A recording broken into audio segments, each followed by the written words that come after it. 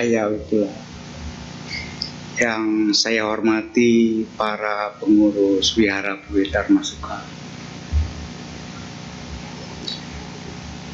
Yang saya hormati Rama Ramani, Ibu Bapak, saudara-saudara semua, selamat pagi.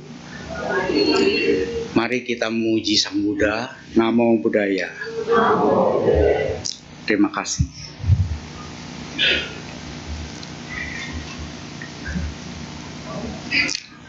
Apakah berkenan pada sesi ini saya menyapa Ibu Bapak, saudara-saudara semua dengan kata saudara-saudara? Makasih. Saudara-saudara, saya pada kesempatan ini berterima kasih karena panitia telah memberikan kesempatan untuk melakukan kama baik. Apa yang saya akan lakukan dan bawakan ini merupakan oleh-oleh sebenarnya, ya. Salah satu ajaran Buddha yaitu Abhidhamma, ya, yang sekarang sudah mulai banyak orang belajar, ya. Saya akan membawakannya secara sederhana yang sangat terkait dengan peringatan kita Magha Puja. Ya, saudara-saudara, rileks saja ya, tapi tetap hormat kepada altar juga ya. Jangan tegang seperti mikir negara. Ya, karena ketegangan itu menghambat masuknya persepsi-persepsi terhadap diri kita. Saudara-saudara, pernah dengar tentang kama kan? Sering ya. Kama adalah salah satu ajaran Buddha yang dibabarkan dalam Abhidhamma Pitaka. Selain itu di Sutta Pitaka juga banyak. Di Vinaya Pitaka juga banyak tentang kama. Apa itu kama? Perbuatan artinya. Ya. Nah, secara Abhidhamma, kama itu merupakan proses sebab akibat yang berkondisi. Apa itu? Sebab akibat yang berkondisi. Nah, ini akan menentukan hasilnya. Seperti di dalam salah satu sutta disebutkan seperti kita menanam benih. Demikian juga kita akan memperoleh hasil yang selaras dengan benih tersebut. Pernah dengar itu? Itu merupakan apa? Sebab akibat. Padahal tadi definisi kama apa? Perbuatan sebab akibat yang berkondisi. Artinya, Ibu Bapak, ketika Ibu Bapak melakukan suatu perbuatan baik ataupun buruk, itu secara teoritis itu merupakan sebab. Akibatnya apa? Terima panen hasilnya, betul nggak? Hasilnya bagus ataupun jelek. Sepakat ya? Karena kesepakatan ini penting supaya kita sama, ya. Nah, kalau teman-teman, saudara-saudara misalnya menanam pohon buah atau pohon bunga, misalnya bunga mawar. Kalau nanam pohon bunga mawar, maka teman-teman secara teoritis harusnya menerima panen apa? Bunga mawar. Tapi pada kenyataannya ada yang bisa panen, ada yang nggak bisa panen. Betul nggak? Seperti itu. Ya, kalau saudara-saudara menanam mangga, teoritisnya kalau sebab akibat panen apa? Mangga. Kenyataannya banyak yang nggak bisa panen, betul? Teman-teman, kalau di waktu yang lalu sudah lewat ya, Imlek ya, itu make a hope kan? Make a hope itu hope-nya apa? Hasil ya, panen ya. Betul nggak? yang bagus-bagus kan. Pernah ada yang berharap yang jelek-jelek? Gak ada. Jadi saudara-saudara, kalau menanam perilaku atau perbuatan yang baik, itu semua diharapkan hasilnya, betul nggak? Kalau perlu harus berhasil gitu ya, kayak kudunya ya, kudu berhasil gitu kan. Tapi pada kenyataannya banyak yang susah ya berhasilnya ya. Makanya setiap tahun make a hope terus ya, roll over ya, iya kan? Nah, kalau yang jelek-jelek nggak pernah diharapkan, betul nggak? Kalau bisa jangan berbuah gitu kan. Kalau bisa nggak panen, betul nggak? Yang jelek. Sepakat? Sepakat ya. Kebanyakan orang make a hope. Saya pakai make a hope bukan make a wish. Karena wish itu kemungkinan berhasilnya kecil. Kalau hope itu kemungkinan berhasilnya tinggi. Ya.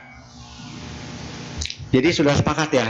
Nah, di dalam ajaran Buddha, hasil itu bentuknya macam-macam. Bisa badan kita lahir, bisa ada dua tuh kan, badan kita batin dan jasmani kan. Kan ada yang ganteng, ada yang cantik, ada yang sehat, ada yang sakit-sakitan gitu kan, beda-beda. Tapi di sini semua saya lihat, wah sehat-sehat nih dan cerah semuanya. Dan saudara-saudara semua itu manusia bukan? Manusia itu hasil dari perbuatan baik atau buruk? Baik loh. Mau laki mau perempuan, itu hasil perbuatan baik yang saudara-saudara sudah alami saat ini. Walaupun jadi perempuan. Karena jadi perempuan bukan hasil karma buruk. Hasil karma baik tetap. Manusia itu karma baik berbuah menjadi manusia. Bisa laki, bisa perempuan, ya kan? Itu hasil dari perbuatan baik kita dulu-dulu. Sehingga kita menerima itu. Nah, jadi badan jasmani dan lahir ya. Lahir di mana gitu kan? Ya, itu kan hasil dari karma. Kemudian secara abhidhamma, hasil karma apalagi? Ibu bapak saudara-saudara pernah lewat tempat sampah? Bagaimana? Wangi? Bau? Mengharapkan mencium yang bau-bau atau yang wangi-wangi? Nah, tapi itu semua adalah hasil dari perbuatan kita sebenarnya. Mencium bau dan mencium wewangian itu hasil perbuatan kita. Perbuatan buruk berbuah, perbuatan baik juga berbuah. Oke? Paham ya? Jadi kalau teman-teman lewat pasar, ada lagu yang merdu, tidak usah lewat pasar deh, di sini aja tadi kebaktian. Ada yang lagu merdu kan, suaranya hebat itu. Ya, itu kan sangat diharapkan oleh kita kan, semua. Tidak mengharapkan suaranya cempreng gitu kan. Jadi kita semua menerima hasil karma apa tuh? Hasil karma baik kita berbuah loh. Ya. Sementara yang nyanyi memberikan suara merdu kepada saudara-saudara, dia berdana loh.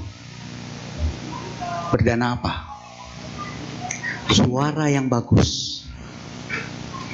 Jadi berdana dalam pikiran kita apa? Kocek keluar, makanan, gitu kan? Itu nggak salah.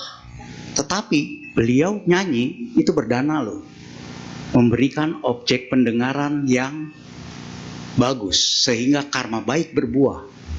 Mendengar objek yang bagus. Ya, jadi hasil karma yang jenis ketiga adalah pengalaman indera. Indera kita ada berapa? 6. Ya. Melihat yang bagus-bagus, mendengar yang merdu, kecapan, makan yang enak. Gitu kan? Itu karma baik berbuah. Mendapatkan sentuhan udara, yang nyaman, itu hasil karma baik. Pernah nggak hitung-hitungan dalam satu hari? Pengalaman itu kan sejak bangun tidur sampai tidur lagi ya. Melihat, mendengar, mengecap makanan ya, mengalami sentuhan ya kan. Coba kita hitung-hitung, dalam satu hari lebih banyak yang mengalami yang bagus-bagus atau yang jelek-jelek? Wah, yang bagus-bagus katanya. Artinya apa? Dulu-dulu banyak banget kebaikannya, sehingga yang bagus terus. Tapi kalau yang jelek terus, ada nggak yang begitu? Ada kan? Terimanya yang jelek mulu, ada kan? Tapi nggak di ruangan ini loh. Ya, nah itu karma buruknya berbuah terus, walaupun jadi manusia loh. Jadi manusia, kebaikan yang berhasil atau keburukan yang berhasil? Kebaikan. Terima hasil, betul nggak? Nah, kita terima hasil yang baik jadi manusia. Tapi sehari-hari kita mendengar, melihat, mencium wewangian, ya kan? Beda-beda kan? Ada yang persentase yang diharapkannya lebih tinggi, artinya kebaikan dulu-dulunya lebih tinggi. Ada yang kebaikannya tidak begitu banyak, sehingga dia hidup sebagai manusia aja, tapi sehari-hari menderita. Betul nggak? Ya. Nah, itu adalah pelajaran tentang karma yang lebih detail. Jadi, ibu bapak, saudara-saudara mengalami sensasi indera, itu adalah hasil karma, baik ataupun buruk. Yang kalau dalam pembagian waktu, kalau dikurangi 8 jam tidur, artinya 16 jam. Bisa dihitung ya, lebih banyak karma baik atau karma buruk yang berbuah. Sehingga ibu bapak bisa dapat state saat ini, saya banyak karma baik atau karma buruk yang berbuah. Itu kalau dibuat dalam 1 bulan, bisa dibikin tren kan, tren kebaikan atau keburukan yang berbuah, begitu kan. Sehingga bisa ngeramal, betul nggak? Nanti akan lebih banyak mengalami yang baik atau yang buruk. Trennya kan udah ada kayak saham. Paham sampai sini ya? Clear ya? Tapi ibu bapak, di dalam kitab kita, Tipitaka itu kan selemari itu banyak. Tapi saudara-saudara kan nggak sempet, karena kerja begitu ya. Iya kan? Nggak sempat baca. Makanya saya ringkasin aja. Terima bersih. Cengli kan? Terima bersih. Karma itu bisa berbuah karena banyak kondisi. Salah satu dari sekian banyak kondisi yaitu namanya upadi, penampilan. Kalau orang yang berpenampilan bagus, kemungkinan untuk dia dipuji. Dipuji apa tuh? Mendengar sesuatu yang bagus. Karma baik berbuah atau karma buruk yang berbuah? Karma baik kan? Belum lagi kalau dia misalnya kerja, pakaiannya menarik, penampilannya menarik, teman-teman di sekitarnya lebih nyaman, betul nggak? Ya kan? Dan dia mendapat pujian atau dukungan, gitu ya. Artinya apa? Karma baiknya berbuah atau karma buruknya yang berbuah? Karma baik. Nah, baru sekarang kita terapkan. Pak Slamet, itu teori mulu. Bagaimana terapannya? Kita harus saling tolong. Kolaborasi zaman sekarang. Bahasa kerennya kan kolaborasi. Saling tolong sebenarnya. Kalau bisa karma baik orang lain berbuah, betul nggak? Kalau bisa karma buruk orang lain jangan berbuah, betul nggak? Saya ingin tanya saudara-saudara, pada saat karma baik berbuah, biasanya saudara lebih mudah melakukan kebaikan atau keburukan? Kebaikan juga kan? Kalau saudara-saudara melihat seseorang kecelakaan, karma baik atau karma buruk yang berbuah? Karma buruk yang berbuah. Kalau bisa nggak mau, betul nggak? Sekarang kita terapkan ya pelajarannya ya. Bersama kolaborasi tadi sekalian. Saudara-saudara punya orang tua? Punya. Ada yang punya pasangan? Ada. Ada yang masih single tapi masih punya orang tua. Punya pasangan, ada yang sudah menikah, ada yang masih pacaran. Betul? Ada yang single tapi orang tua tetap punya. Sampai sini sepakat ya? Ya. Nah, bagaimana cara kolaborasinya? Begini, supaya karma baik saudara-saudara kita, entah pasangan, entah orang tua, entah anak, suami, istri, misalnya, berbuah. Karena dalam pelajaran karma itu kalau nggak berbuah, kondisinya nggak tepat, bisa tidak menghasilkan apa-apa, mubazir. Mau nggak karma baiknya mubazir? Nggak mau. Harus kolaborasi.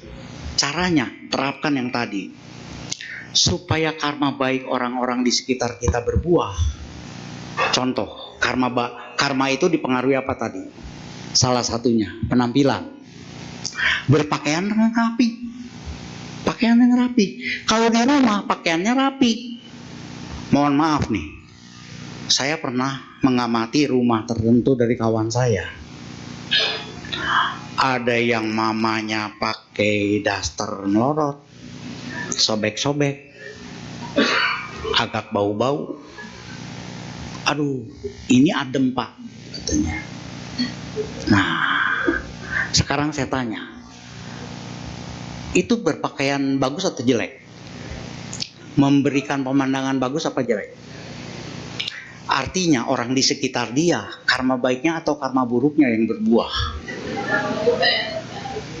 Hah? Karma buruk berbuah kan? Padahal kalau bisa kita nggak mengkondisikan karma buruknya berbuah, betul nggak? Maunya begitu kan? Berarti berpakaianlah yang rapi. Yang cowok-cowok juga gitu, di rumah yang rapi. Apalagi ke wihara yang rapi. Karena itu mengkondisikan orang berbuat baik. Karena apa? Karma baiknya berbuah. Ketika karma baiknya berbuah, lebih mudah berbuat baik. Tapi kalau saudara-saudara ngelihat orang sumpah, dimintain dana, mau berdana nggak? Susah. Kalaupun berdana terpaksa, betul nggak? Makanya berpakaian rapi itu penting. Jadi kan agama Buddha nggak boleh dandan. Siapa bilang? Dandan aja. Dengan pikiran sekarang. Nah, dengan pikiran kalau saya berpenampilan rapi, menarik, maka karma baik dia akan berubah. Orang-orang yang memandang saya akan berubah. Akan karma baiknya berbuah. Itu adalah dana loh. Bukan loba loh. Kalau loba kan menggenggam. Tapi kalau dandan rapi, supaya karma baik orang berbuah, dia berdana objek yang bagus. Cukup paham terapan abhidhamma itu? Paham ya? Pelajaran abhidhamma kan, ada indera, ada objek. Wah gimana ini prakteknya dengan karma? Kan bingung orang. Nah, sudah paham sekarang. Jadi di rumah saudara-saudara sudah bisa berkolaborasi bersama orang tuanya, bersama pasangannya, ya, untuk dandan. Gak apa-apa. Kalau ayah, mohon maaf, beda lagi. Dengan kondisi ayah sekarang, kita memandang ayah itu karma baik kita berbuah. Udah gak perlu dandan lagi. Udah mantep. Ya kan? Nah, jadi paham ya? Mulai dari rumah udah bisa kan? Coba kalau misalnya anaknya ini kuliah misalnya, nggak mandi-mandi, bau nggak? Karma buruk atau karma baik yang berbuah dari orang sekitarnya? Marah bisa muncul nggak? Kamu ini bau banget. Nah, kalaupun anak itu minta uang dilarang tuh, nggak keluar tuh, betul nggak? Tapi kalau dia berpenampilan rapi, wangi, ya kan? Yang wajar ya. Yang wajar, dandan yang wajar, dengan paradigma supaya karma baik orang-orang di sekitar kita berbuah. Itu baru praktek abidama. Jangan dandan waktu mau keluar rumah. Dandan nggak apa-apa, tapi kebanyakan dandan waktu mau keluar rumah. Biarin aja yang di rumah sumpah. Keluar rumah dandan. Nah, yang karma baiknya berbuah yang mana? Orang luar rugi. Kalau bisa dua-duanya karma baik berbuah, yang di rumah berbuah, yang di luar juga berbuah. Coba, kerja saya marketing Pak, sales, harus ketemu klien. Ketika ketemu klien, kemungkinan besar klien itu bisa membeli produk dia nggak? Nggak. Ya kan? Jadi dandan yang cocok, jangan sampai menor ya, yang cocok selayaknya dengan paradigm supaya customer kita karma baiknya berbuah. Itu ada loba nggak di situ? Nggak ada, karena mengharapkan karma baik orang berbuah itu bukan loba. Terus dia memberikan objek yang bagus, itu dana. Saudara-saudara mulai berubah pandangannya, pemahaman damanya. Ya, itu dama yang susah loh. Objek, indera, kontak, timbul perasaan, timbul tanha, katanya begitu ya. Nah, maksud saya dikaitkan dengan judul, kita harus memancing agar karma baik orang berbuah. Artinya kita harus memancing harimau itu turun gunung, baru kita bisa apa-apain harimaunya, betul nggak? Begitu juga kalau punya target orang tertentu, kita harus pancing supaya orang itu karma baiknya berbuah, jangan karma buruknya yang berbuah.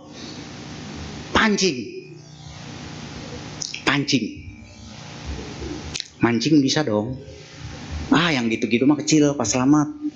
Tapi kalau udah ke kota saya, ke Bogor, biasanya orang kuliner. Kalau kuliner biasanya loba atau karma apa itu? Karma baik berbuah ya? Atau lobanya yang banyak? Karma baiknya berbuah, lobanya gede. Pengen lagi gitu ya. Nah, bagaimana cara praktek damanya? Sementara kuliner makan yang enak, tapi mengarah ke nibbana. Harus begitu umat Buddha. Kreatif, smart, dan mudah diterapkan. Caranya gimana Pak Slamet? Ini ada tip ya. Caranya begini, misalnya kita punya pasangan, ada suami, ada istri, berpasangan atau pacaran nih, sama pasangan juga. Kan kalau pilih menu, kebanyakan loba atau bukan? Loba. Bagaimana supaya lobanya tidak muncul? Pendelegasian wewenang. Kan di perusahaan gitu, harus ada pendelegasian. Percayakan kepada pasangan. Sayang, kamu yang pilihin buat saya. Ada loba nggak saya? Nggak ada. Pacarnya pilihin nggak? Milihin dengan penuh hati, perhatian. Apa yang cocok buat dia ya? Dia nanti merasa nyaman nggak dengan makanan ini? Sehat nggak dia? Perhatian semua bukan? Ada loba nggak? Ada. Terus giliran dia juga delegasikan ke pasangannya. Begitu juga. Ada loba? Satinya muncul? Kebijaksanaannya muncul? Wah, kalau ini dia bisa sakit kebanyakan nih nanti. Harus cukupnya aja gitu kan. Nah, akhirnya dipilihlah makanan tanpa loba, tapi dengan penuh perhatian dan keharmonisan pasangan. Pernah kepikiran seperti itu? Pelajaran objek, indera dengan kama dan wipaka hasil. Teman-teman, saudara-saudara sudah tahu sekarang kan prakteknya. Ya, ajaran mendalam Sang Buddha itu demikian mendasar prakteknya dan sangat sederhana. Ya kan? Iya, kalau dipilihin bener. Kalau salah apa gimana? Keasinan. Nah, setiap dipilihkan makanan apapun, yang pertama say thank you, bilang terima kasih. Karena kalau enggak kita lobanya sudah ditolong tidak muncul, bilang terima kasih. Kalau keasinan, hilangkan kamus tidak enak. Kamus tidak enak dalam batin kita harus hilang. Gantinya adalah enak dan lebih enak. Halo sayang, makanan ini enak, tapi akan lebih enak lagi kalau garamnya dikurangin, ininya ini. Lebih nyaman nggak dengarnya? Karena baiknya berbuah, bukan karma buruk yang muncul. Ya. Tapi saudara-saudara telah memuji dia. Orang kalau dipuji lebih nyaman nggak? Pasti dia ikutin. Pasti diikutin. Wah, ini keasinan, kurangin gini dikit nih. Tapi dia happy. Coba kalau bilang, wah lu asin banget, nggak mau gua. Kira-kira gimana rasanya? Kalau ditolak begitu, kesel ya? Udah capek-capek bikin, ditolak pula. Wah kesel tuh pasti. Tapi kalau dibilang, ini enak nih. Sebenarnya ini enak. Ini pasti lebih enak lagi kalau garamnya dikurangin. Kalau cukanya ditambah dikit. Ah, kayak begitu. Nyaman gak dengarnya? Bisa dipraktekin? Bisa kan? Jadi ayah itu lebih paling enak. Karena apa? Makanannya udah dipilihin. Iya kan? Umat kan milihin, betul gak? Dan ada pawarana lagi. Ayah, apabila ada yang berbahaya atau tidak nyaman, tolong kasih tahu saya. Dananya apa? Kan boleh tuh. Tapi ayah kan nggak boleh minta, betul nggak? Tapi ada umat yang mendukungnya, dia pawarana, sehingga umat itu nggak salah kasih. Karena apa? Ada satu kasus, seorang ibu tua, dia setiap pagi berdana kepada seorang biku. Ketika berdana kepada seorang biku, biku itu selesai, kan biasanya ada kasih ceramah. Nah, dhamma ceramah itu dipraktekkan oleh umat yang berdana itu, seorang ibu tua. Sampai ibu tua itu mencapai arahat dan memiliki abinya. Abinya tahu ya? Kemampuan batin luar biasa sehingga bisa baca pikiran. Akhirnya si ibu tua ini membaca pikiran si biku. Ternyata biku itu jauh dari suci. Pikirannya bergojang, benci banget.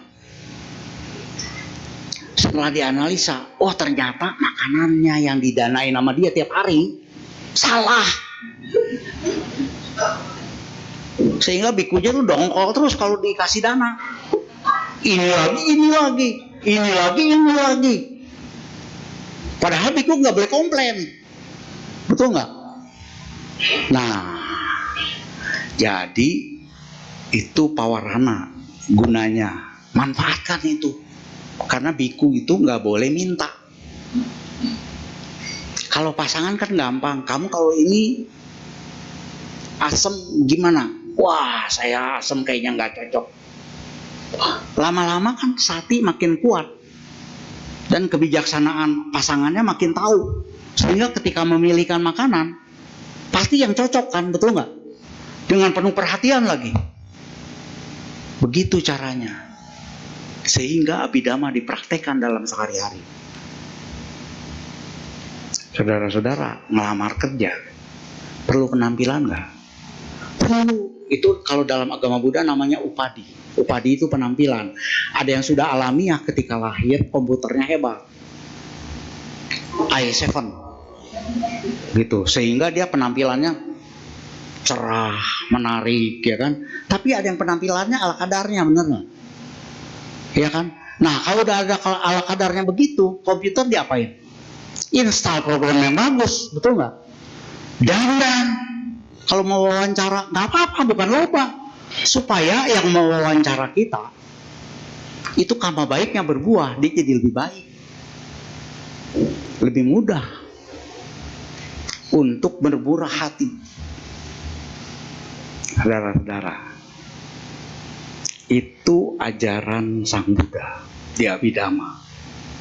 Pelajaran tentang indera, kontak dengan objek-objeknya, bisa menimbulkan perasaan, bisa timbul tanha.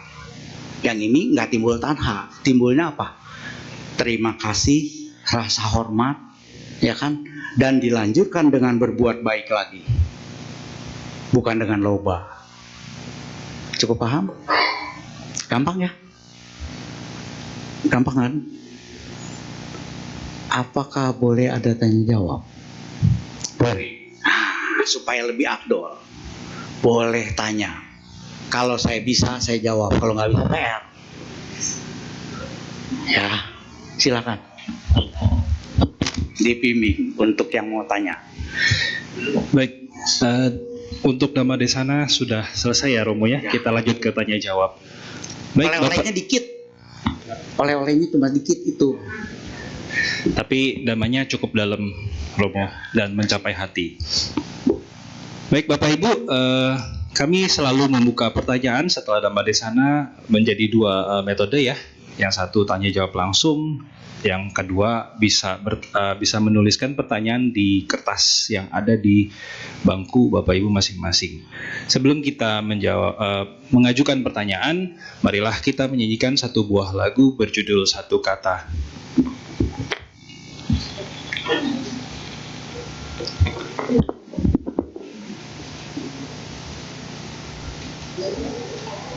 Bernyanyi itu adalah dengan paradigm agar karma baik orang berbuah, betul nggak?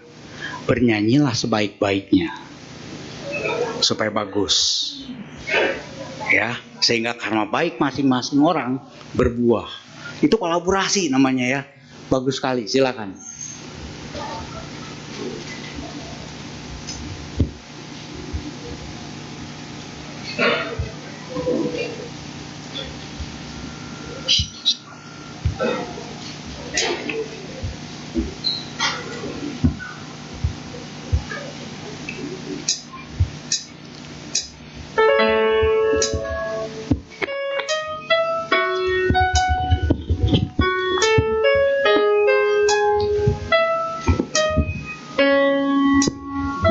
Satu kata tentang Dhamma lebih berarti dari segenggam permata. Begitu dalam isi dan makna, hingga mampu damaikan dunia.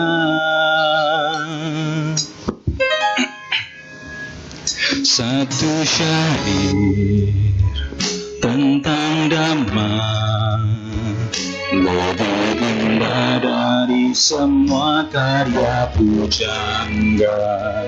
Begitu indah merasuk jiwa, menumbuhkan metta dan karuna.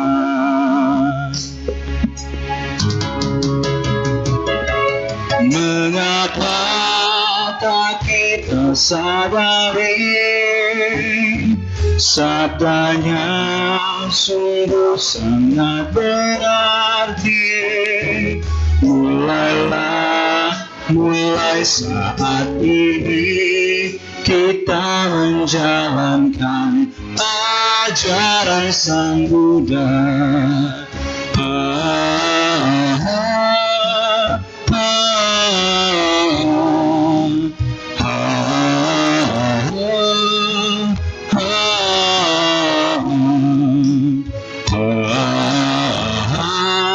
Kita menjalankan ajaran Sang Buddha.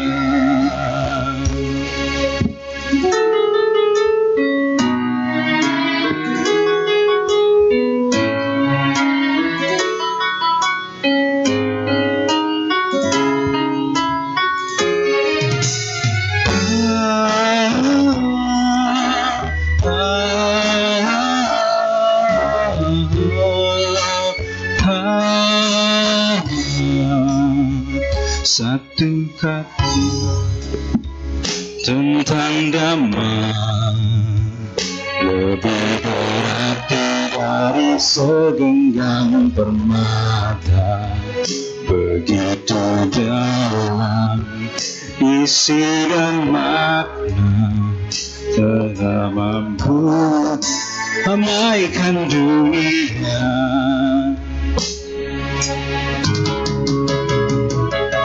Mengapa tak kita sadari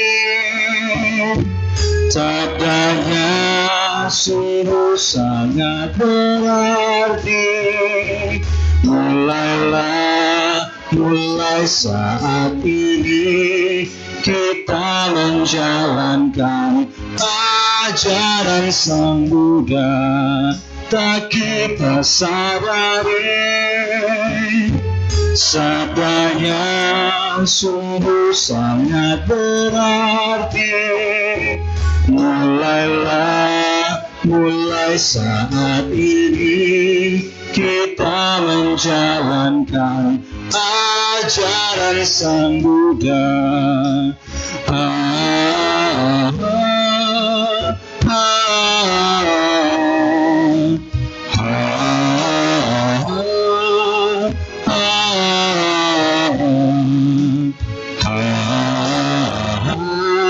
Kita menjalankan ajaran Sang Buddha. Terima kasih.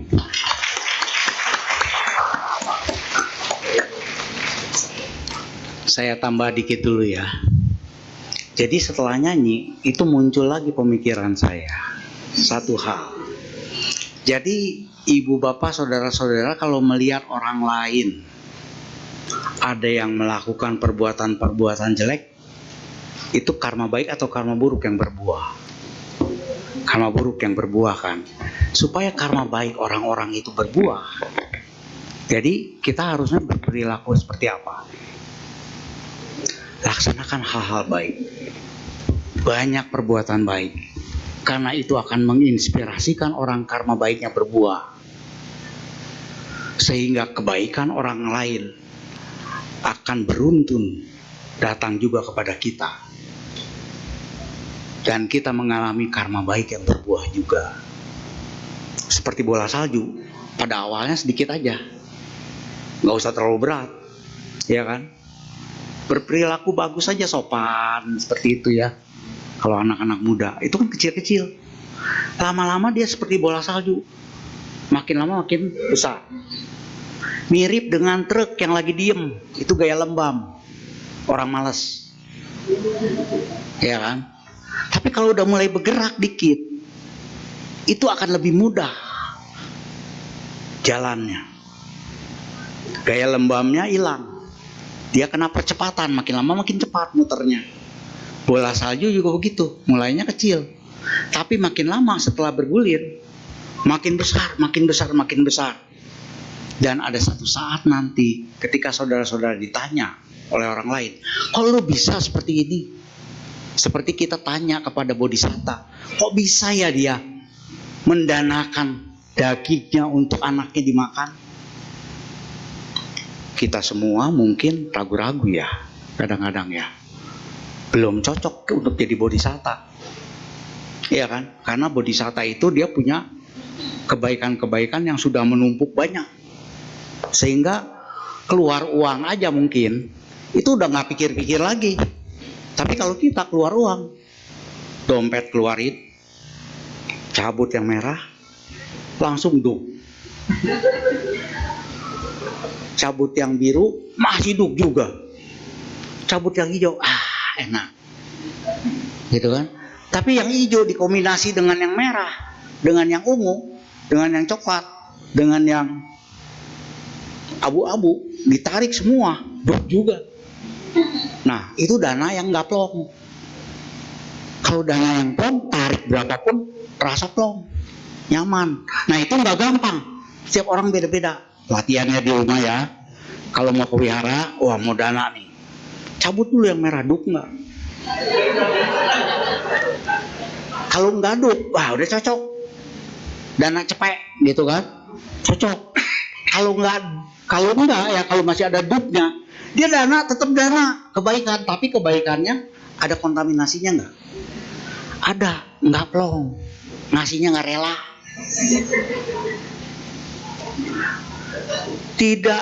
Tidak dipengaruhi oleh kekayaan orang. Orang kaya juga banyak yang cuma 2.000 aja dup. Banyak. Tapi kalau di sini nggak ada. Plong semua kalau dana. Ya toh. Ya, jadi harus latihan dulu di rumah itu, yang kecil-kecil tuh. Tapi jangan udah yang merah plong begini, ore. Jangan. Ada yang plongnya kecil, tapi dibujak-bujak sampai hancur. Tangan dimasukin, kan biasa dana muter ya. Itu, sampai dimasukin, kalau bisa orang lain nggak ngeliat. Dana ya dana aja, nggak apa-apa.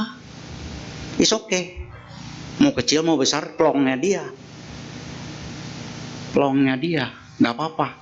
Jangan pamer juga. Nah, kenapa yang nggak plong itu bahaya? Ini ada cerita. Waktu zaman, jadi tambahannya banyak juga ya. Nggak apa-apa ya. Ya, zaman Sang Buddha, dulu zaman Paceka Buddha. Zaman Sang Buddha ada yang namanya Aputaka. Nanti saudara-saudara tolong cek Aputaka Sutta. Ya, sekarang kan internet udah bebas, bahasa Indonesianya udah banyak sutta ini. Aputaka Sutta. Dia orang kaya. Pakaiannya tanda petik, kalau orang-orang lihat pola hidup sederhana, tapi kalau make sense, orang itu berpakaian tidak layaknya orang kaya. Tahu kan? Mau ke undangan pakai kaos singlet. Gitu. Punya Mercy, oh sayang naiknya bajai, takut lecet, ya kan? Padahal dia kebeli Mercy. Nah, dia nggak punya keturunan, Aputaka ini. Karena nggak punya keturunan, ya satu saat dia meninggal, betul nggak? Ketika meninggal, kekayaannya jatuh kemana? Kalau di Indonesia kemana? Ada kan, pemerintah, gitu kan? Nah, ketika itu yang memerintah adalah Raja Bimbisara. Raja Bimbisara merenung, wah saya dapat harta banyak nih, nggak ngapa-ngapain padahal. Dia yang meninggal dunia, make aja udah nggak menikmati kekayaan dia. Ada yang nggak beres nih. Saya harus tanya Sang Buddha. Tanyalah kepada Sang Buddha. Sang Buddha menjawab, dulu dia juga orang kaya, dulu. Si Aputaka ini juga orang kaya. Ada Paceka Buddha ingin melewati rumahnya, maka dia berniat berdana. Tapi dia udah janji untuk keluar. Anggaplah ke pasar ya, bahasa kita. Ya, pergi keluar. Makanya dia nggak sempat dana. Titip sama istrinya. Istriku, tolong titip dana ini untuk Paceka Buddha. Tolong diberikan, saya ada janji. Dia pergi keluar. Ketika pulang, papasan dengan Paceka Buddha. Bante, apakah dana yang saya berikan untuk Bante, yang saya titipkan lewat istri saya, telah diterima? Paceka Buddha membuka baulnya. Astaga, dalam hatinya Pak Aputaka tadi, banyak banget. Ini kalau di rumah saya bisa kasih makan 8 orang. Tapi Paceka Buddha nggak kerja. Banyak banget nih ngasihnya istri saya. Ada apa tuh? Ada dup. Nggak nyaman. Walaupun nitip. Ya kan? Nah, singkat cerita, Sang Buddha katakan, dia itulah menjadi orang kaya walaupun dia nitip. Jadi teman-teman, saudara-saudara, dana kalau nggak sempat titip juga nggak apa-apa. Ya, kaya lo dia lo, nitip. Walaupun nitip kaya lo, bisa lo. Nah, itu hasil dia. Tapi dia nggak bisa menikmati kekayaan dia. Kan kekayaan itu merupakan sumber kebahagiaan. Kedua, bisa menikmati kekayaannya, itu juga sumber kebahagiaan. Tapi dia nggak bisa menikmati kekayaan dia, pakai sendalnya sendal jepit, kemana-mana pakai kaos singlet misalnya. Ini bahasa saya, ya kan? Orang-orang luar, oh pola hidup sederhana, padahal dia nggak menikmati kekayaan dia. Ada Mercy dia nggak pakai, taruh di garasi, istilahnya takut kesenggol, mendingan naik bajai. Nah, kenapa dia begitu? Karena dia ada perasaan, ada nggak nyaman atas dana dia. Jadi begitu, kaya ya kaya, tapi dia nggak bisa menikmati kekayaannya. Nah, kita rupanya ya kalau dipikir-pikir banyak juga yang mirip-mirip Aputaka lagi dulu. Dulu kalau di sini sih enggak lah, yang di luar-luar. Jadi bukan kita ya, ya. Nah, pernah nggak beli jeruk 1 kilo? Kalau mau makan kan dipilihin dulu. Mana yang udah agak penyok, mana yang masih seger. Yang dimakan yang mana dulu? Yang agak penyok dulu, betul nggak? Kapan makan yang seger? Nanti, gitu kan? Besok-besok, betul nggak? Nah, dari itu saja kita udah bisa merenungkan. Rupanya gue dulu-dulu nih dana nggak rela. Yang di luar ya, di luar sana jauh-jauh dari wihara ini. Kalau yang di sini nggak gitu, cerah semua kok, ya. Nah, jadi begitu rupanya, kejadiannya seperti itu. Jadi kalau dana plong ya, kalau belum plong juga latihan di rumah. Pecahan yang mana yang plong, supaya mantap buahnya. Kan banyak orang-orang yang kaya di luaran jauh sana. Kalau kita tanya, Bapak Ibu hidupnya bagaimana? Bahagia? Ya biasa-biasalah. Nah itu tanda-tanda Aputaka. Artinya apa? Dia punya harta, itu sumber kebahagiaan, betul. Tapi dia gak bisa pakai. Tetangga saya ada yang punya tas namanya HERMES. Mahal gak tuh? Untuk kebeli itu susah gak tuh? Susah, artinya dia kaya banget, betul nggak? Bahagia nggak tuh harusnya? Bahagia, tapi gue nggak pernah pakai katanya. Entah itu menjadi penghuni lemari. Saya cari tahu akhirnya, tanya, ternyata digembok oleh suaminya, nggak bisa pakai. Nah, itu tanda-tanda nggak plong dulunya ya. Nah, kita tahu itu sebagai state kita. State kita begini nih. Dulu kama baik, kama buruk, campur aduk. Ke depan saya mau begini lagi enggak? Kita tanya diri kita. Karena kita yang menentukan ke depannya nih. Kita mau begini lagi enggak? Enggak. Nah, mulai komit. Cari yang plong. Perilaku yang baik supaya karma orang lain berbuah. Melihat kita. Ya, kalau ada sesuatu yang jelek, jangan ditunjukin. Nih, buktinya jelek. Jangan. Hindari yang itu. Jadi kalau baca WA, sortir. Jangan asal forward ya. Karena itu bahaya. Bisa mengkondisikan karma buruk orang berbuah. Sortir. Oh, ini bagus nih. Nah, baru share. Umumnya orang-orang jauh dari wihara ini di luar sana, itu dia pengen apa aja yang dia tahu dia share, ya kan? Kalau bisa orang lain tahu gitu yang begini. Nah, kita udah harus mulai. Ini karma baik atau karma buruk orang yang berbuah kalau ini dapat berita ini. Mulai kita sortir sehingga kualitas hidup kita menjadi lebih baik. Oke, sekarang baru boleh. Silakan tanya jawab. Ya, boleh tepuk tangan dulu buat Romo. Baik, Bapak Ibu, kita mulai sesi tanya jawab. Kita mulai dari yang bertanya langsung. Tadi ada yang ingin? Oh. Ya, boleh. Karena mic-nya nggak panjang. Maaf ya. Maaf ya. sebenarnya nanya karena ini di record Pak Slamet. Jadi Pak Slamet ini sebenarnya adalah guru dhamma saya yang pertama. Jadi saya sampai sekarang kalau beliau ceramah selalu berusaha datang. Jadi karena penjelasan Bapak tuh menurut saya tuh sangat bermanfaat. Jadi saya selalu ingat. Jadi untuk keperluan recording sehingga nanti saya bisa share. Saya pengen Pak Slamet menjelaskan dua hal, yaitu ahosi kama. Yang kedua adalah kama apa yang menentukan kelahiran kita berikutnya. Makasih Pak Slamet. Bagus sekali. Terima kasih Ayah. Terima kasih. Pertanyaan yang bagus sekali. Itu sangat penting. Ahosi kama. Pernah tahu ahosi kama? Itu orang bilang karma mandul. Jadi penjelasannya begini. Sebenarnya apapun yang kita perbuat itu memiliki potensi untuk berbuah. Karma apapun. Tapi tadi sebab akibat kan.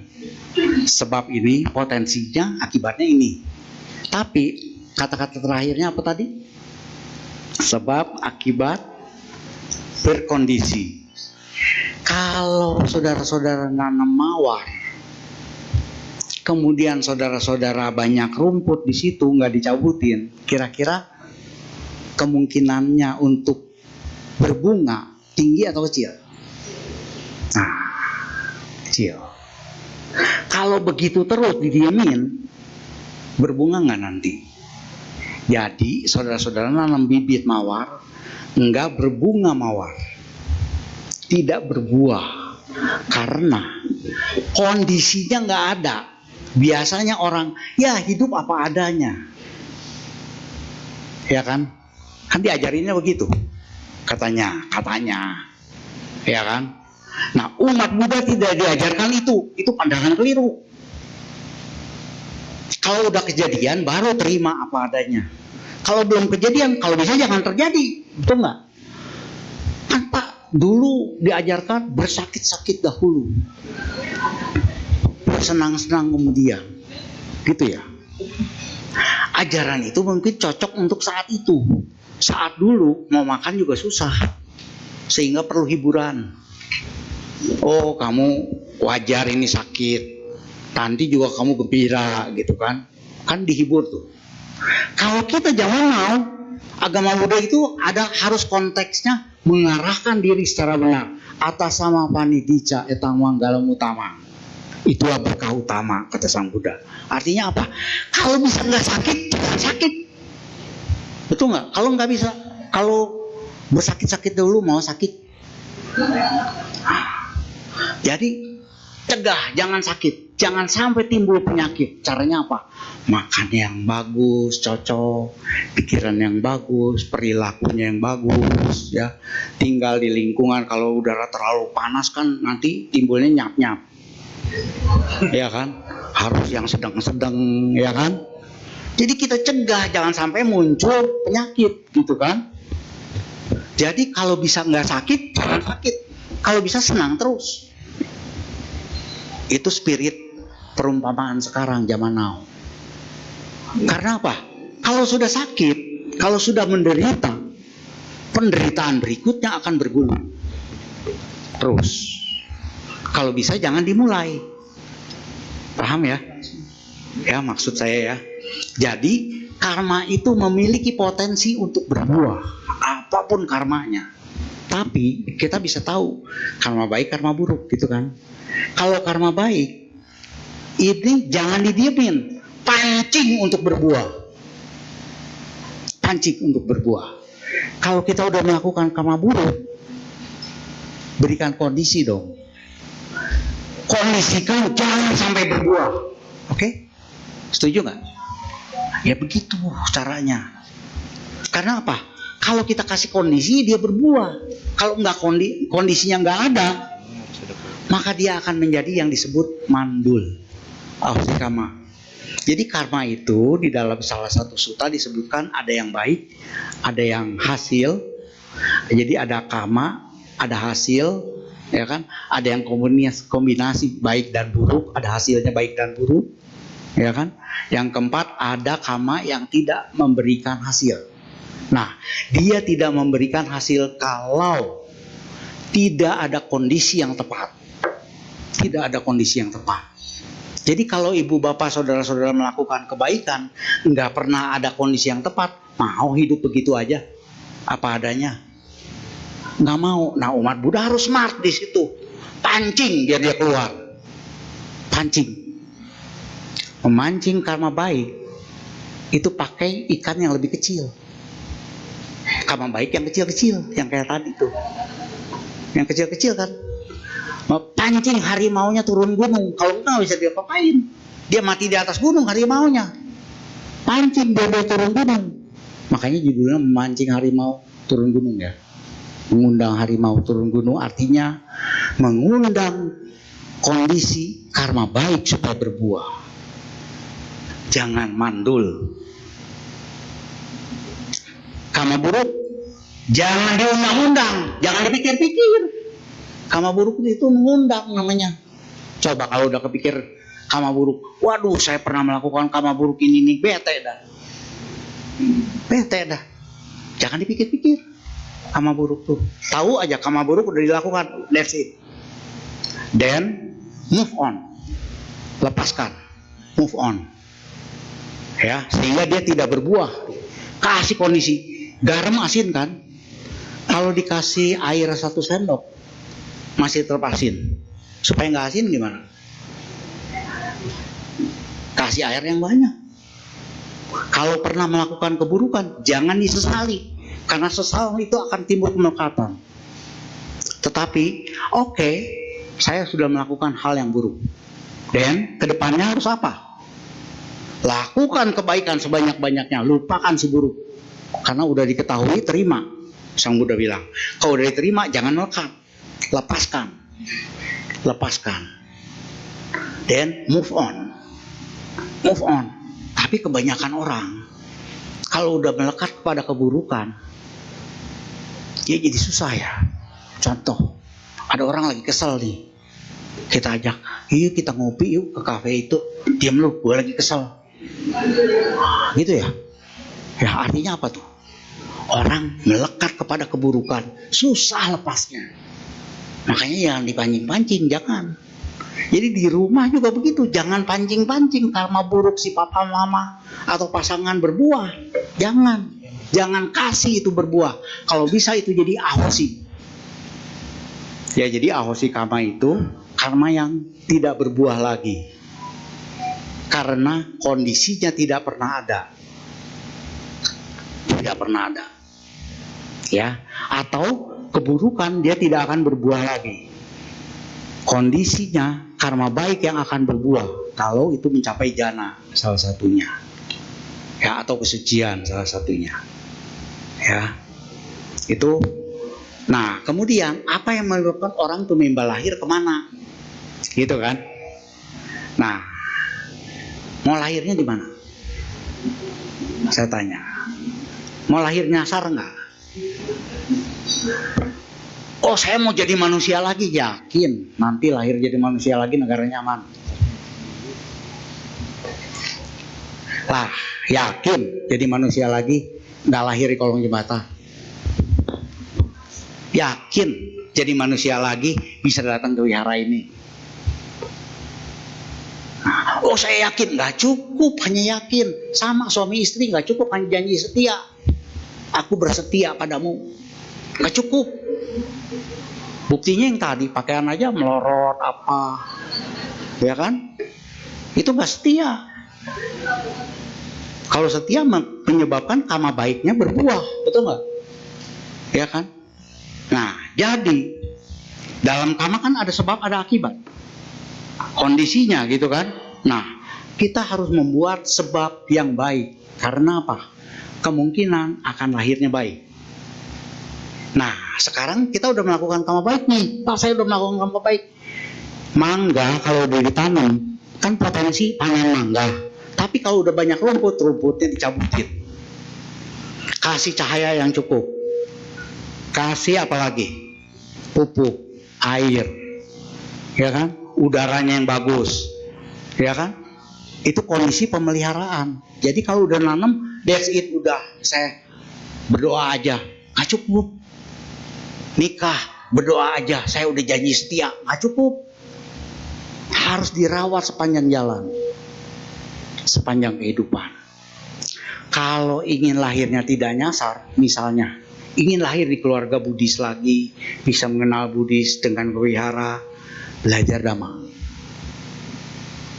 Ya, supaya pikiran kita lebih sinkronis terhadap Dhamma. Ya. Dan frekuensi ini nyambung dengan receiver yang cocok Dhammanya. Bukan yang nggak cocok, itu dipaksa namanya.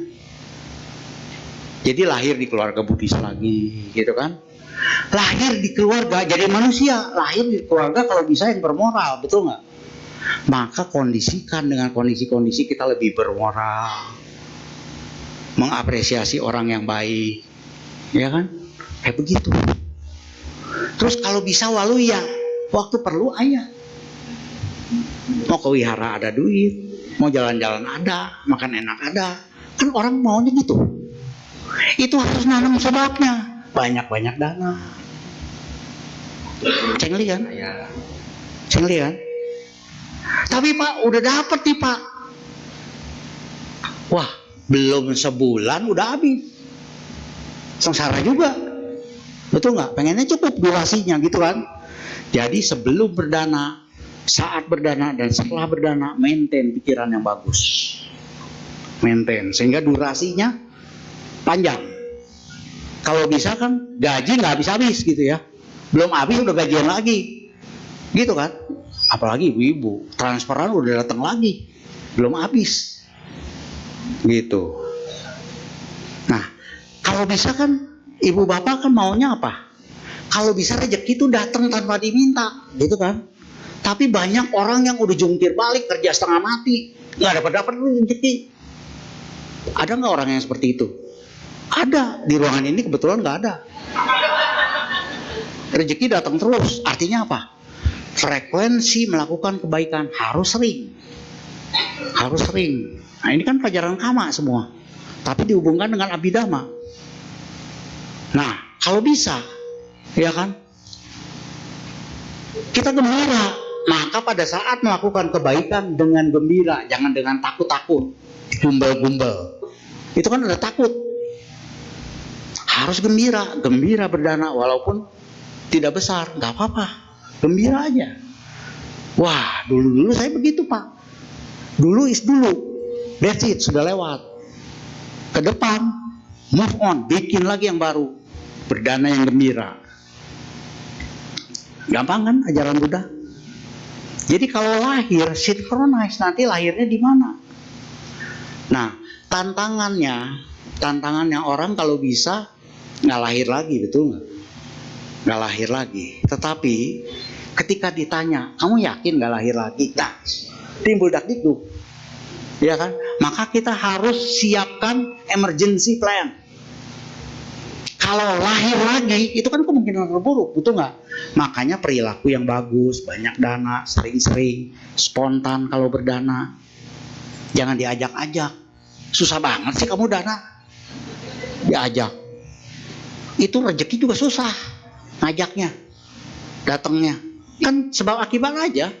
Cengli. Ya kan? Nah, tadi, saya kalau bisa, kan kemungkinan terakhirnya adalah kemungkinan terburuk kan, lahir lagi, begitu kan? Kemungkinan terburuk lahir lagi itu adalah perilaku yang baik dan yang bagus, ya kan? Yang tadi, ya lakukan yang bagus-bagus supaya lahirnya nggak nyasar walaupun jadi manusia. Jadi dia salah, nggak salah, nggak salah. Pak, saya pengen jadi manusia lagi, tapi di Ethiopia nyasar kan itu?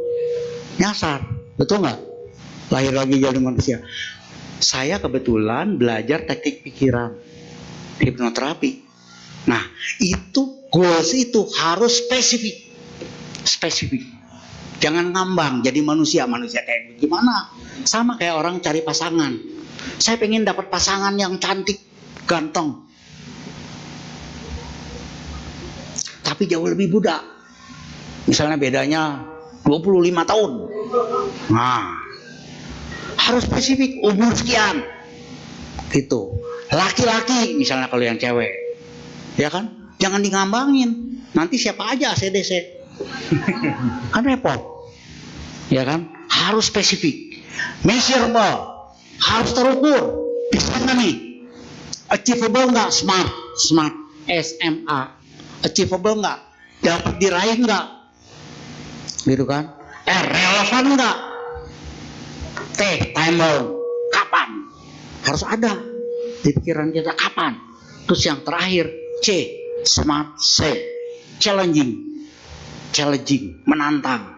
Kalau yang gampang-gampang mah gampang, ya kan? Harus yang ada tantangan dong, gitu ya. Harus yang ada tantangan, challenging. Nah, baru goalnya kemungkinan tercapai. Nah, goal kemungkinan tercapai itu dari smart C ya, nyaman nih dengan goals itu. Tapi goals itu bisa nggak kejadian karena apa? Karena perilaku strateginya untuk mengarah ke goal itu nggak ada.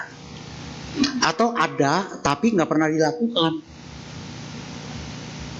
Harus ada actionnya apa untuk mencapai goal itu. Jangan goal is a goal, tapi action is action. Nibbana is a goal. Kita pengen mencapai nibbana semua kan? It is a goal, already there goalsnya. Tapi untuk mencapai nibbana bagaimana? Jalanin sila samadhi, tanya misalnya. Ini nih jalan mulia berunsur 8. Kita jalanin. Nah, kalau kita sudah tahu dengan menjalankan ini akan mengarah ke nibbana, maka tidak akan melekat lagi dengan nibbana, tidak jadi beban. Tapi dia enjoy aja jalanin. Ketika monitor, sudah mencapai nibbana belum? Telat. Tapi sudah menjalankan ini belum? Nah, itu masih bisa dikoreksi. Kalau belum, koreksi. Sudah menjalankan sila belum? Belum, jalanin sila. Kalau mau mencapai ke sana. Nibbana is a goal. Mirip dengan kita di samudra derita kan. Melihat di lautan samudra gelap, ombaknya besar. Melihat mercusuar itu goal. Goal is a goal, mercusuar is mercusuar. Kita ada hasrat canda untuk mengarah ke mercusuar. Tetapi actionnya penting nggak? Penting. Bagaimana cara mencapai ke sana? Oh, ini kemudinya harus begini ini. Itu yang penting. Goal is a goal, already there. Ada di sana. Tetapi actionnya harus kita jalanin. Harus kita jalanin. Nah, itu yang Sang Buddha katakan, berlindunglah kepada diri sendiri, berlindunglah kepada Dhamma, buatlah pulau bagi dirimu sendiri. Untuk mencapai goal, mencapai nibbana, harus diri sendiri. Wah, kalau begitu Pak, kalau saya punya anak, biarin aja saya tinggalin di rumah, biar dia kelaparan, terimalah karmamu. Nah, ada nggak yang begitu? Ada di luar sana, jauh-jauh. Di sini nggak ada yang begitu. Ada loh yang begitu, cuek sama keluarga ya. Biarin aja, supaya dia terima karmanya. Ada yang kayak begitu? Pernah dengar gak? Kayak begitu, didiemin, biarin dia terima karmanya masing-masing lah. Nanti juga terjadilah katanya. Kun fayakun. Nggak begitu. Karma itu tadi sebab akibat berkondisi. Kasih kondisi yang bagus. Jangan dibiarkan karma buruknya berbuah. Rawat itu anak. Kasih kondisi yang baik. Kan tugas orang tua begitu ya. Kasih kondisi yang baik. Gitu. Jangan didiamkan dia terima karmanya berbuah. Itu namanya ngebiarin karma buruknya berbuah. Harus ada usaha. Harus ada usaha. Jadi saudara-saudara, disambung lagi nih. Kalau begitu Pak, saya boleh minta pada para dewa, minta perlindungan. Nah, kayak begitu kan? Itu pernyataan sensitif tuh. Saya bisa dijawab nih. Ya kan? Untuk mencapai nibbana, apa tadi resepnya? Kita jalanin, eksekusi. Karena dalam pelajaran eksekusi itu nggak pernah ada. Adanya pelajaran strategi, taktik. Tapi eksekusinya nggak pernah ada. Itu hanya praktisi, praktek. Baru dia bisa berhasil. Nah, jadi bagaimana tadi? Sampai mana tadi? Ya, boleh nggak minta tolong? Dalam kehidupan duniawi untuk mencapai nirvana, boleh minta tolong. Lapar minta ke siapa? Ke orang tua. Sakit ke mana? Ke dokter. Ya kan? Kalau suka dengan soto, belinya kemana? Tukang soto. Ada masing-masing. Kita bisa minta tolong. Bahkan butuh konsultan. Betul nggak? Kalau perusahaan. Saya dulu ketika lulus, saya lulus petani. Nah, aneh lagi kan? Petani nih. Petani dulunya. Teori pertanian untuk menghasilkan buah kalau nanam mangga, tahu saya semua. Karena lulus deket-deket cum laude lah. Tapi belum sampai lah. Karena ada C1. Ya. Nah, satu saat saya tanam mangga di rumah saya, nggak berbuah. Padahal teorinya udah saya terapin semua. Ini harus pakai ini, pakai ini, pakai ini. Gak ada. Gak berhasil. Akhirnya pada saat reuni, saya ketemu teman. Kerjaan kamu apa? Konsultan pertanian. Oh keren. Konsultan. Saya tanya, saya kasih ini, saya nanam mangga. Terus semua perlakuan teori kita, karena seangkatan, teori tahu, lengkap, saya kasih. Tuh, salah nggak saya? Udah lengkap. Oh nggak salah kamu. Nggak ada yang salah, tapi nggak berbuah. Nah, gimana ya? Gini Pak Slamet, gampang katanya. Nah, gampang katanya. Batangnya dikerok aja. Mana ada ilmu kerokan dalam teori pertanian? Gak ada. Betul nggak? Saya iseng-iseng di rumah, nothing tulus. Saya kerok. Seminggu kemudian berbunga, terus berbuah. Nah, lo nggak ilmiah, tapi kejadian. Artinya apa? Rendah hatilah bertanya. Dalam kehidupan duniawi ini banyak problema-problema yang perlu tantangan. Dan tantangan itu ada orang-orang tertentu yang punya pengalaman. Tanyalah kepada dia, nggak apa-apa, ngobrol, ya, sehingga kita dapat masukan baru. Begini loh kejadiannya, ya kan? Sehingga kita bisa tertolong. Paham? Apalagi dewa konsultannya. Minta perlindungan pada para dewa tidak dilarang. Ibu bapak, saudara-saudara, baca Ratana Sutta, di situ ada, wahai para dewa, lindungilah manusia sebagaimana mereka memberikan sesajian siang dan malam. Siapa yang bicara? Minta nggak kepada para dewa? Tapi jangan minta nibbana ya. Minta nibbana harus diri sendiri. Mencapai mercusuar harus diri sendiri mengalir ke sana. Tapi kalau untuk meditasi mencapai nibbana, ruang meditasi harus bersih. Butuh siapa? Butuh pembantu nyapu. Rendah hatilah, Mbak, tolong sapuin ya ruangannya supaya bersih. Meditasinya lancar. Iya kan? Meditasi lancar mengarah ke nibbana. Minta tolong sama pembantu. Jadi pembantu, driver, tukang beca mungkin, tukang bajai mungkin, itu merupakan pembantu-pembantu kita untuk mencapai nibbana. Sehingga kita harus perlakukan mereka dengan baik. Karena mereka menolong kita untuk mengatasi kesulitan-kesulitan yang mereka ahlinya. Kalau mereka ahlinya, why not? Perusahaan aja pakai konsultan, nggak apa-apa. Nah, kalau di ajaran Toto, ya tahulah, saya backgroundnya Toto dulu. Gak boleh minta tolong, gitu kan? Ya, gak boleh minta tolong. Terus zaman berkembang, pemikiran berkembang. Saya tahu untuk mencapai nibbana, atahi atanyonato. Ata dipa ata sarana, diri sendirilah ada pelindung bagi diri sendiri. Itu benar untuk mencapai nibbana. Harus kita yang merasakan nibbana. Gak bisa kita minta tolong orang lain merasakan nibbana. Tapi untuk mencapai nibbana itu adalah dunia berkondisi. Dunia berkondisi butuh kolaborasi.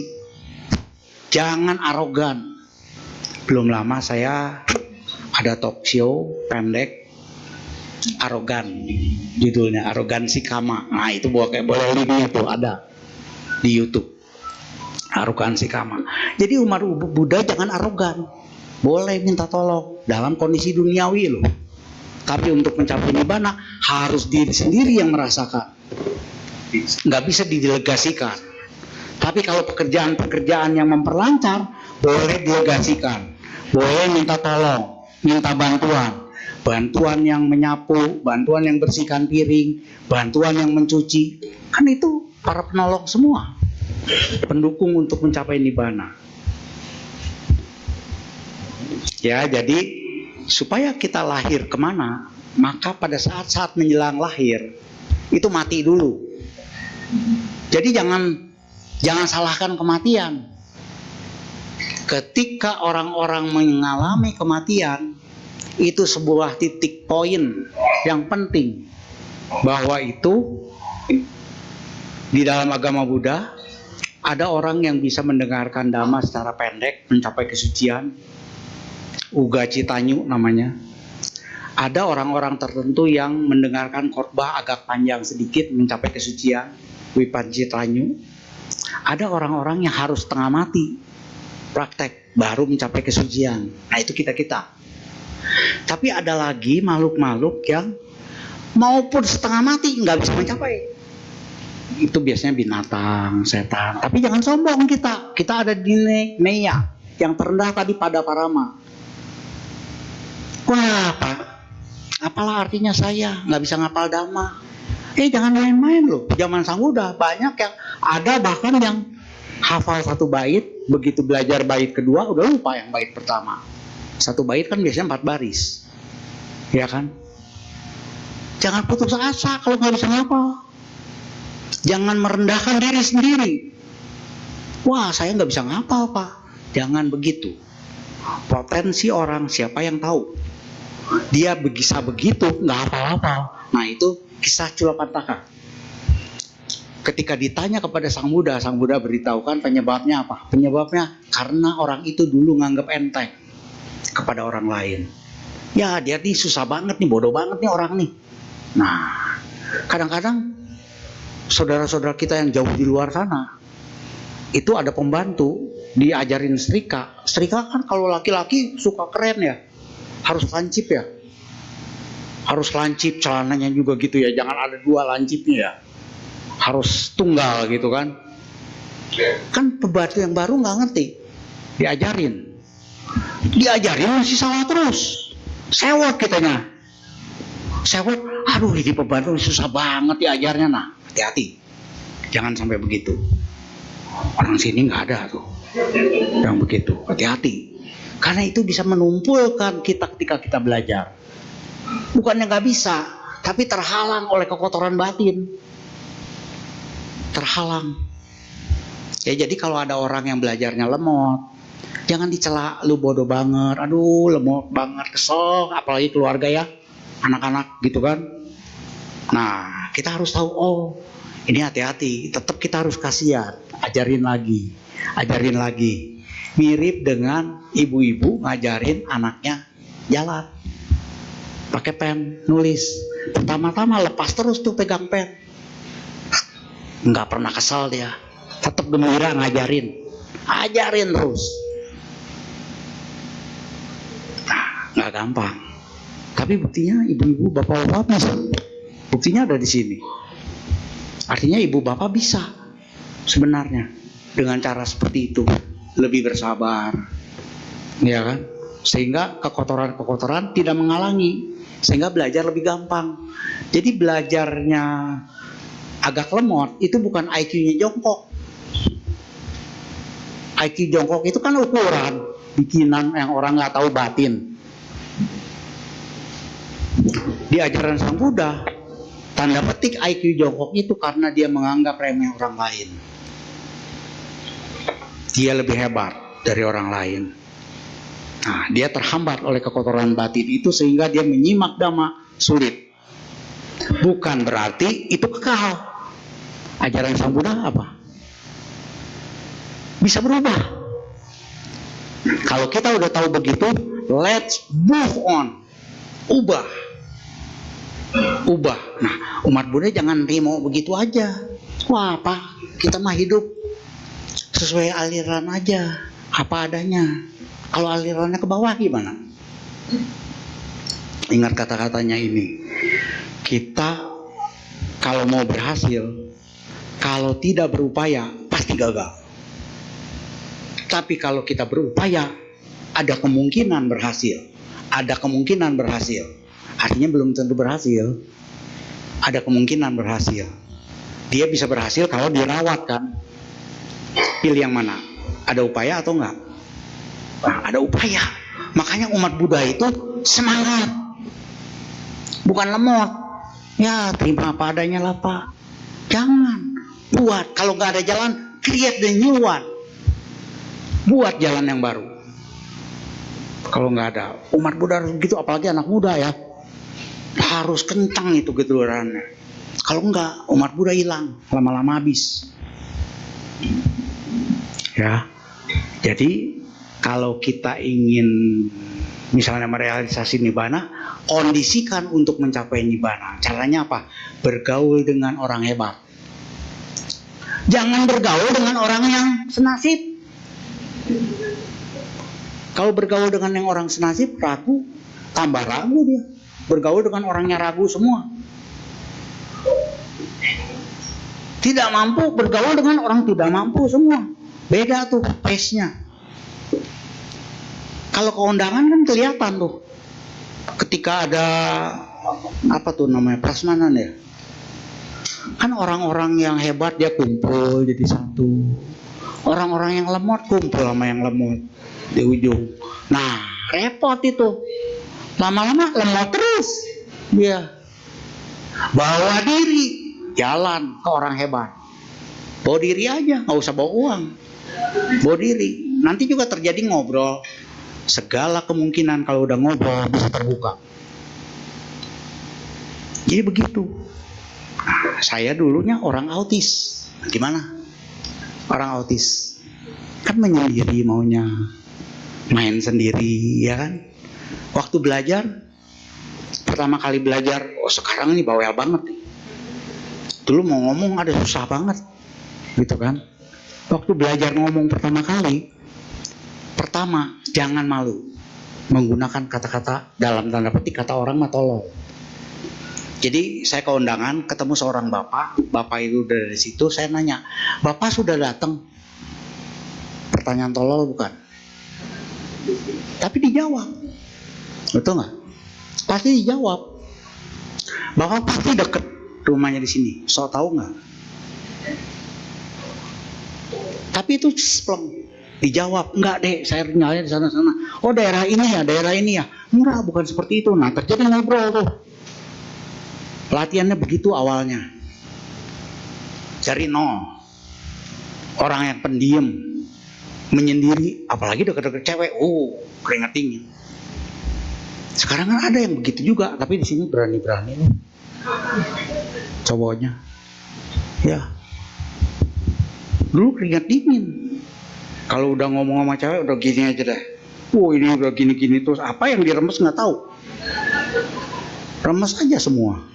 Keringat semua. Tapi ada beruntungnya juga, saya waktu itu dijorokin ngajar. Kamu ngajar, nah lo. Terus bapak di mana? Di depan saya di situ. Gurunya di depan, saya disuruh ngajar. Awalnya begitu. Nah di situ mulai saya berubah. Bagaimana ya cara ngomongnya dan cara mengajarkan. Nah itu nanya modalnya. Jangan takut untuk berupaya nanya. Tanya yang lebih hebat, jangan tanya yang senasib. Ya, ingat ya. Jangan gaul dengan yang senasib.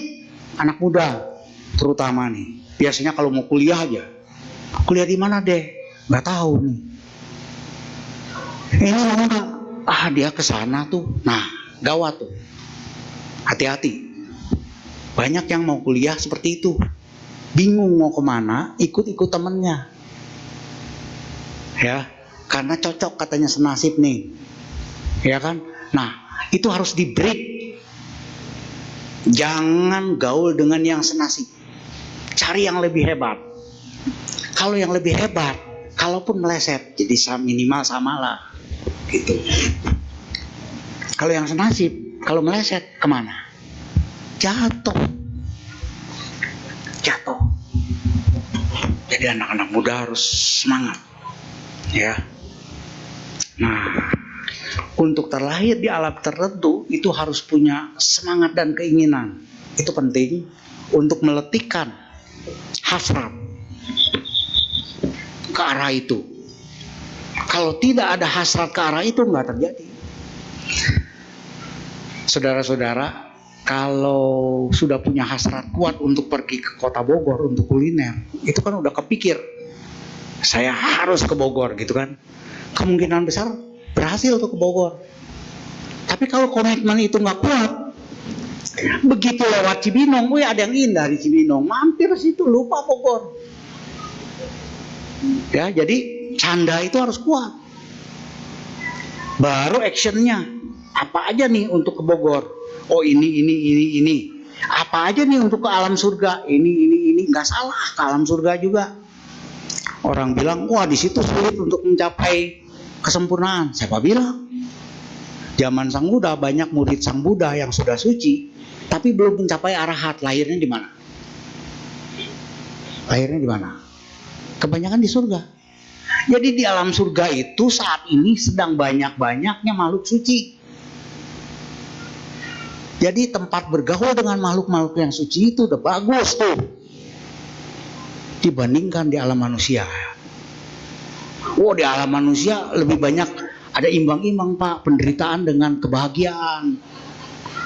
Ingat-ingat yang tadi, kalau bisa nggak sakit, jangan sakit, jangan menderita kalau bisa. Tapi kalau udah terjadi penderitaan, baru terima apa adanya. Terima apa adanya penderitaan ini. Tapi jangan nantang penderitaan dengan bersakit-sakit dahulu, bersenang-senang kemudian. Karena pada saat orang sedang menderita, dia sulit untuk bangkit. Malah penderitaan bertubi-tubi akan datang. Jangan dipancing yang penderitaan itu. Jadi kalau nanti lahir di mana itu tergantung dari apa tadi, hasrat ya. Kekuatan hasrat itu. Saya ingin menjadi, saya naksir sama dia, kalau bisa lahir lagi sama-sama. Nah, kalau jadi perempuan laki, kalau sama-sama, nah celaka kan? Ya, jadi kalimat di pernikahan harus disortir, hati-hati. Wah, kamu bersedia untuk sehidup semati? Wah, jangan, hati-hati. Kebanyakan itu bohong. Karena udah mati, yang satu pengen hidup. Ya kan? Terus kalau bisa sampai afterlife. Hati-hati. Itu nggak spesifik. Ya kan? Bisa menderita nanti. Afterlife udah ribut terus, afterlife ketemu lagi. Wah, celaka. Ya, itu harus disortir. Kata-kata dalam pandita pernikahan. Kalau saya coret-coret, bikin draft dulu, coret-coret aja, nggak apa-apa. Yang penting jangan menjerumuskan pengantin ke dalam penderitaan. Itu. Kalau bisa suami istri saling mendukung sehingga tidak lahir lagi. Wah, nggak bisa Pak, saya udah enak sama dia, pengen kalau bisa terus sampai lahir lagi, kehidupan yang akan datang. Maunya mencapai nibbana atau berdua? Nah, sekarang kalau udah berdua Pak, saya susah dong mencapai nibbana. Tunggu dulu. Anggap pasangan itu sebagai supporting, pendukung untuk mencapai nibbana. Bukan penghalang atau penghambat. Anggap pasangan sebagai pendukung. Jadi kita harus perlakukan pasangan baik-baik, lakukan kebaikan. Sehingga walaupun sudah terlanjur, tanda petik terlanjur berpasangan, ya kan, bukan end, not an end to reach nibbana. Ya. Jadi untuk lahir lagi itu sangat ditentukan oleh momen-momen terakhir mencapai nibbana, meninggal dunia. Kalau bagus maka akan terlahir di alam yang bagus. Kalau negatif di situ akan terlahir di alam negatif. Nanti satu saat saya akan mengisi lagi di sini bagaimana memanage agar meninggal dunia dengan bahagia. Kalau sekarang kan meninggal dunia, telah meninggal dunia dengan tenang di koran, ya kan? Kenyataannya, menggap-menggap mungkin, ya kan? Setengah mati. Tanya aja itu orang-orang yang di rumah sakit, suster. Menurut suster, sebagian besar yang meninggal dunia bagaimana nih? Megap-megap apa lancar? Nah, dari mereka kita tahu nanti sebagian besar megap-megap. Nanti kita isi lagi di sini untuk diskusi ya, supaya teman-teman juga mengalami bagaimana meninggal dunia yang bahagia. Jadi meninggal dunianya bahagia, sehingga di koran tuh telah meninggal dunia dengan bahagia. Keren. Ya kan, sekarang kan di koran telah meninggal dunia dengan tenang, kenyataannya nggak tenang ya. Ya, kita harus ubah itu, realisasi supaya tenang meninggal dunianya. Bagaimana caranya? Itu ada tekniknya loh. Kalau ada yang iseng-iseng di link sih boleh aja, boleh pakai link ya. Saya bawakan untuk teman-teman di Amerika waktu itu. Project meninggal dunia dengan bahagia. Project ya. Artinya apa? Project itu kalau diterapkan di wihara, umatnya harus ikut project itu, sehingga meninggal dunianya pun bahagia. Kalau mencapai nibbana, syukur, ya kan? Tapi paling enggak nyasar, gitu kan? Nah itu ada tekniknya. Satu kali lagi nanti dalam desana ya tentunya ya. Mohon maaf. Nah itu ayah. Jadi kama itu semuanya berpotensi untuk berbuah. Akan menjadi ahosi, mandul, kalau kondisinya tidak ada. Oleh karena itu jangan ngada-ngada kondisi itu untuk kama buruk. Karena kama buruk kalau sudah berbuah, dia akan bergulir beruntun keburukan-keburukan lain. Ya. Kama baik sebaliknya. Jangan biarkan kama baik ahosi atau mandul. Percepat atau pancing supaya dia keluar. Wah, Pak, nanti ada utang karma katanya. Gak ada yang utang. Sebenarnya mainan pancing sama kondisi. Cuma itu sebenarnya. Ya kalau dibilang utang karma pandangan keliru, nanti tersinggung. Orang Indonesia ini sensitif ya. Senang tersinggung gitu. Ya, jadi nggak ada utang karma, jangan takut. Jangan kasih kondisi. Mandul, mirip padi. Saya kan pertanian dulu. Padi itu berpotensi untuk tumbuh menjadi tanaman padi dan panen beras, gabah segala macam. Tapi kalau padi itu gak dapat kondisi air yang cukup, tanahnya gak subur, mandul dia, ditaruh gak tumbuh, ditanam padi gak tumbuh padinya, gak tumbuh. Nah perbuatan buruk kalau sudah terlanjur melakukan keburukan, jangan dikondisikan berbuah. Kalau belum terlanjur, jangan melakukan buruk-buruk dulu, nanti juga baik, bohong. Wah, dia mah masih kecil, Pak. Nanti juga bijaksana kalau udah gede. Dia bisa mikir berbuat baik bagaimana. Biarin aja sekarang mah. Nah, begitu udah gede, udah terlanjur jelek. Ya kan? Baru udah kalang kabut. Wah, anak saya kenapa kayak gak begini ya? Padahal harapan gua gak begini katanya. Ya, jadi demikian ayah ya, untuk terlahir kembali itu perlu hasrat yang positif ya untuk mengkondisikannya. Kalau agar tidak terlahir lagi, kondisinya tentu harus melakukan hal-hal yang mengarah ke sana. Ya, terima kasih. Mohon maaf. Ya, beri tepuk tangan untuk Romo. Terima kasih Romo atas Dhamma Desana yang telah disampaikan dan juga sesi tanya jawab yang dilalui. Kami segenap umat dan panitia Wihara Pelita Masuka berterima kasih banyak kepada Romo. Baik, Ibu Bapak, saudara-saudara semua, terima kasih atas perhatian dan keaktifan Ibu Bapak semua di dalam menyimak oleh-oleh dari Kota Bogor. Ya, walaupun kecil ya nggak apa-apa lah. Ya, untuk tambah-tambah wawasan ya. Terima kasih banyak semuanya. Semoga semua makhluk berbahagia. Sadu, Sadu, sadu, sadu, sadu.